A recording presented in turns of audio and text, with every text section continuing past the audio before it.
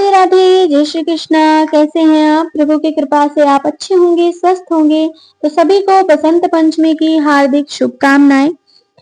तो बसंत पंचमी के दिन लड्डू गोपाल की सेवा हमें किस प्रकार से करनी चाहिए और बसंत पंचमी श्री कृष्ण भगवान के लिए बहुत ही महत्वपूर्ण है, क्योंकि बसंत पंचमी के दिन ही श्री कृष्ण भगवान ने माता सरस्वती की पूजा की थी। इसीलिए बसंत पंचमी वाले दिन माता सरस्वती की साथ साथ कृष्ण जी की भी पूजा की जाती है। तो बसंत पंचमी के दिन से होली का महोत्सव शुरू हो जाता है और बसंत पंचमी के दिन से लेकर होली तक आप अपने लड्डू गोपाल को गुलाल रंग से रोज रंग गुलाल लगाइए। तो आज मैं आपको ये भी बताऊंगी कि 2025 में बसंत पंचमी किस दिन की है, क्या मुहूर्त है, क्या समय है पूजा का। तो चलते हैं पहले अपने लड्डू गोपाल कि आज कैसे अपने लड्डू गोपाल की बसंत पंचमी पर सेवा करें।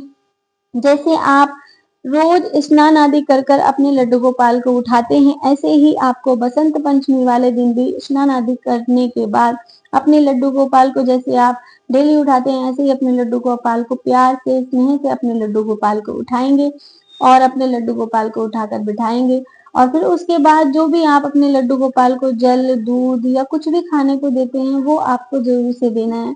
तो मैं अपने लड्डू गोपाल को डेली स्नान करने के बाद उनको स्नान से पहले जल और दूध पिलाती हूँ। तो मैं अपने लड्डू गोपाल को दूध और जल दे रही हूँ। तो और दूध में तुलसी पात्र जरूर से होना चाहिए। फिर उसके बाद 10, 15, 20 मिनट बाद हम अपने लड्डू गोपाल को स्नान कराएंगे। तो यहाँ पर हमने एक पात्र ले लिया है और पात्र में हमने सतिया बनाया है। उसके बाद फिर हमने पुष्प डाले हैं और पुष्प के बाद हम अपने लड्डू गोपाल को बिठा देंगे। तो यहाँ पर हम अपने लड्डू गोपाल को स्नान करा रहे हैं। पंचामृत हो तो पंचामृत से स्नान कराइए। कच्चे दूध में आप केसर भी डाल सकते हैं, केसर का भी बहुत महत्व होता है। और यहाँ पर मैंने कच्चे दूध में हल्दी डालकर प्रभु को स्नान कराया है, तो आप हल्दी भी डालकर स्नान करा सकते हैं। तो यहाँ पर हम जल ले लेंगे और जल में तुलसी और पुष्प डाल लेंगे और अपने लड्डू गोपाल को स्नान कराएंगे। तो यहाँ पर हमने अपने लड्डू गोपाल को गुनगुने जल से स्नान कराया है, क्योंकि ज्यादा ठंडा जल नहीं होना चाहिए। और पात्र में जो भी जल है उसे आप अपने पेड़ पौधे में डाल दें। तो यहाँ पर हमने अपने लड्डू गोपाल को सॉफ्ट तौलिए से पूछ लिया है और अपने लड्डू गोपाल को अब हम वस्त्र पहनाएंगे।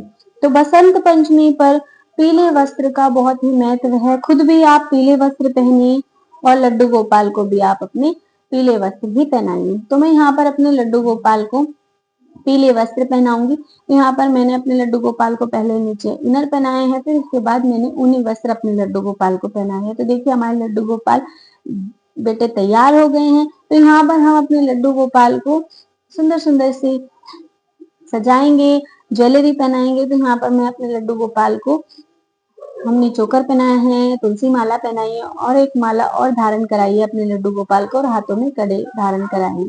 तो यहाँ पर हमारे लड्डू गोपाल कितने सुंदर लग रहे हैं।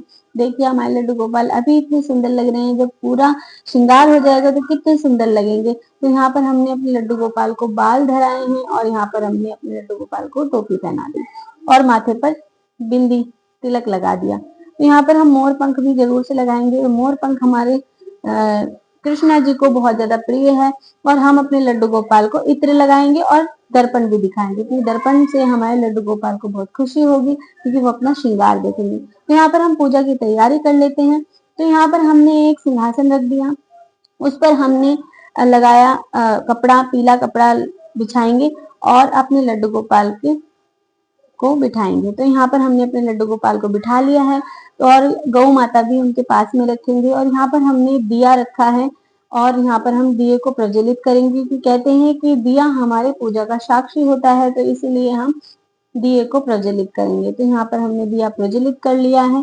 फिर हम यहाँ पर दिए को, जो हमने दिया प्रज्वलित कर लिया है, हम उनको भी तिलक लगाएंगे और गौ माता को भी तिलक लगाएंगे, अपने लड्डू गोपाल को भी तिलक लगाएंगे। तो आप चंदन से तिलक लगा सकते हैं, रोली से भी तिलक लगा सकते हैं, तो दोनों से आप तिलक लगा सकते हैं। तो यहाँ पर हमने तिलक लगा दिया है। तो अब हम पुष्प अर्पित करेंगे अपने लड्डू गोपाल को। तो यहाँ पर हम प्रभु को पुष्प अर्पित करेंगे और पीले पुष्प ही अर्पित करेंगे। कहते हैं कि पुष्प पीले अर्पित करने चाहिए, क्योंकि बसंत महोत्सव है, बसंत पंचमी है, तो पीले का ज्यादा महत्वपूर्ण है, पीला रंग ज्यादा ही महत्वपूर्ण है, और लड्डू गोपाल को भी हमारे पीला रंग बहुत ज्यादा पसंद है। तो यहाँ पर हम अपने लड्डू गोपाल को पीले पुष्प अर्पित कर देंगे, और यहाँ पर हम गुलाल अर्पित करेंगे, पीला गुलाल अर्पित करेंगे। और यहाँ पर हम अपने लड्डू गोपाल के लिए हमने भोग बनाया है, तो यहाँ पर बसंत चावल मतलब मीठे चावल, पीले चावल का महत्व है, तो यहाँ पर हम पीले चावल, और उसमें हमने तुलसी पात्र भी रखा है। तो यहाँ पर अब हम अपने लड्डू गोपाल की आरती करेंगे। जो भी आपको आरती आती है, जो कुंज बिहारी की या फिर जय जगदीश की जो भी आपको आरती आती है, वो हम आरती कर लेंगे और अपने प्रभु को भोग लगाएंगे। और भोग लगाने के बाद हम अपने लड्डू गोपाल से, अपने प्रभु से क्षमा याचना करेंगे कि कोई गलती हो गई हो तो उसके लिए क्षमा करना प्रभु। हमें जैसी पूजा आती है वैसी हमने आपकी सेवा की है। तो यहाँ पर हम अपने लड्डू गोपाल को यहाँ पर गुलाल लगा देंगे। गुलाल लगाने के बाद जो दिया हमने प्रज्वलित किया था उसकी आचमनी कर देंगे, और हमारे लड्डू गोपाल की बसंत पंचमी पर इसी तरह पूजा की जाएगी। तो अब मैं बताऊंगी आपको कि बसंत पंचमी 2025 में कब की है।